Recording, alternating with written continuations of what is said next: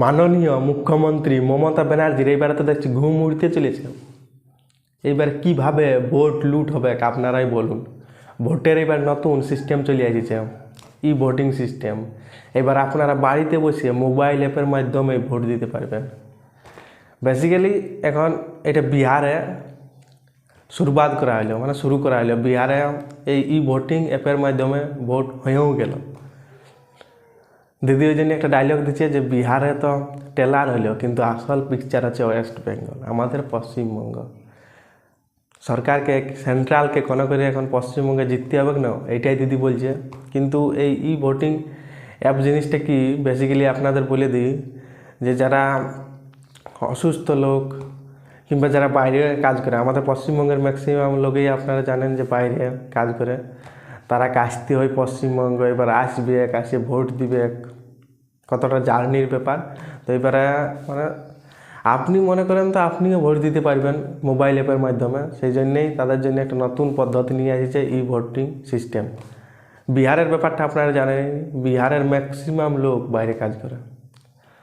আর বিহারে ই voting system আসুক, যে ভোটিং এই সিস্টেম আসুক, বিহারে এনডিএ গভর্নমেন্ট জিতবে, কি কেউ হারাতে পারবে না। এখন পশ্চিমবঙ্গে এখন দিদির ঘুম উড়তে চলেছে। এবার পশ্চিমবঙ্গ, কারণ একটা রাজ্যে যদি ইমপ্লিমেন্ট হয়ে যায়, ধীরে ধীরে সব রাজ্যে ইমপ্লিমেন্ট হবে। তাহলে ই ভোটিং অ্যাপের মাধ্যমে আপনারা ভোট দিতে পারবেন বাড়িতে বসেই। কীভাবে এবার ভোট লুট হবে আপনারাই বলুন। মানে আমাদের পশ্চিমবঙ্গের যে যে এরিয়া গেলেন সেন্সিটিভ এরিয়া, ওই জায়গায় কী করা হয়তো আটকান দেওয়া হয়তো, ভোট দিতে যাতে দেওয়া হয়তো নাই, মার দাঙ্গা হেরি ফেরি ইটা সেটা করে ভোট লুট হইতো, ওইটা আর হবে না। এবার আপনারা ঘরে বসেই ফোনের মাধ্যমে ভোট দিতে পারবেন, সঠিক সরকারকে শুনতে পারবেন। কিন্তু প্রত্যেকটা জিনিসের এই সুবিধা অসুবিধা তো থাকে, কিছু কিছু অসুবিধা থাকতে পারে। এবার দিদি এইটাকে কীভাবে আপনাদেরকে বোঝাবার চেষ্টা করবে যে কী কী খারাপ দিক আছে আপনারা জানতে পারবে। সরকারে তো একটা মতিগতি থাকে, কিন্তু কোথাও না কোথাও এখন ডিজিটাল দুনিয়া, এখন ডিজিটালের দিন আসছে, তো ডিজিটাল পদ্ধতিতে ভোট। কোনো একটা জিনিস বলে যে ইভিএম হ্যাক হয়ে গেল, এই হয়ে গেল, কিন্তু ওইটা কিছু নাই, ওইটা সরকারের একটা প্রোপোগ্যান্ডা বা কিছু নেই। সরকার সঠিকভাবে ভোট দেয়, এই জন্য আপনারা যাকে ভোট দিবেন সেই সঠিক সরকারই আসবে। যদি ইভিএম হ্যাক থাকতো তাহলে এতদিন ধরে আমাদের পশ্চিমবঙ্গে যে সরকার আছে, মমতা ব্যানার্জি সরকার জিততে পারতো না। সঠিকভাবেই ভোট হয়, কিন্তু ওইটা সরকারের একটা প্রোপোগ্যান্ডা থাকে। বিশেষ করে ই ভোটিং একটা সুবিধা, জন এরিয়ায় হিন্দু কম আছে, ওরা যাকে ভোট দিতে চায় ওরা ঠিকভাবে তাকে ভোট দিতে পারে না। অর্থাৎ বহুত মায়ের দাঙ্গা হয়, স্লিপার সেলের ব্যাপার থাকে। কারণ ওই সব এরিয়ায়, বিশেষ করে যেমন মালদা মুর্শিদাবাদ, ওই এরিয়ায় স্লিপার সেল বহুত বেশি অ্যাক্টিভ। কী হয় যে হিন্দুদেরকে ভোটেই করতে দেওয়া হয় না। এবার হিন্দুরা কী করবে, ফোনের মাধ্যমে ঘরে বসে একটা অ্যাপ আছে, অ্যাপ বলবে ডাউনলোড করতে, অ্যাপটার নামটাও একটা প্রপার ভিডিও এটা পরে করে বলে দেবো। ওই অ্যাপের মাধ্যমে তারা ভোট দিতে পারবে। আর যাতে হবে নাই পোলিং বুথে যায়, নাই তো যাদের মন তারা পোলিং বুথে যাইও ভোট দিতে পারে।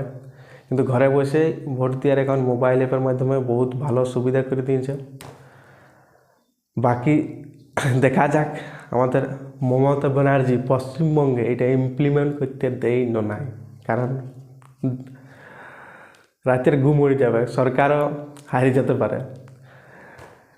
কারণ পশ্চিমবঙ্গে মানে কি বলবো, যত যে রাজ্যে ভোট হয় কোথাও মাছ দাঙ্গা হয় না, কিন্তু পশ্চিমবঙ্গে ভোটের টাইমে মাছ দাঙ্গা, বোম ফেলা, ফেলা, হেরি ফেরি লাগিয়েই আছে। পশ্চিমবঙ্গে একটা মানে পশ্চিমবঙ্গ রেড জোনের মধ্যে আছে। আমাদের ভারতবর্ষের এই পশ্চিমবঙ্গ স্টেটটাই রেড জোনের মধ্যে আছে, বাকি আদার কোনো রাজ্য রেড জোনে নাই। যেন পশ্চিমবঙ্গের দিকে সরকারের একটু বেশি ধ্যান থাকে। আর সাইডে বাংলাদেশ না, আর বাংলাদেশ এখন পাকিস্তান চীনের ইশারায় চলছে। তারা পশ্চিমবঙ্গের দমে স্লিপার সেল আতঙ্কবাদ অ্যাক্টিভ করছে, এই জন্য পশ্চিমবঙ্গের উপর সেন্ট্রালের সরকারের একটা বেশি ধ্যান থাকে। এবার দেখা যাক এটা ইমপ্লিমেন্ট হয় না হয়, আপনারা জানতেই পাবেন। ভোটও চলে আইলেও আপনাদেরকে একটাই রিকোয়েস্ট করব, সঠিক সরকারকে ভোট দিন, কারণ দিন দিন পশ্চিমবঙ্গের অবস্থা বহুত খারাপ আছে। বাকি ভিডিওটা ভালো লাগে থাকলে লাইক করবেন, কমেন্ট করবেন, সাবস্ক্রাইবার অবশ্যই করবেন, বহুত মোটিভেশন পাবো, তাইলে কি লড়াইটা এগিয়ে নিয়ে যেতে পারবো। সাবস্ক্রাইবার অবশ্যই করবেন। জয় হিন্দ, জয় ভারত।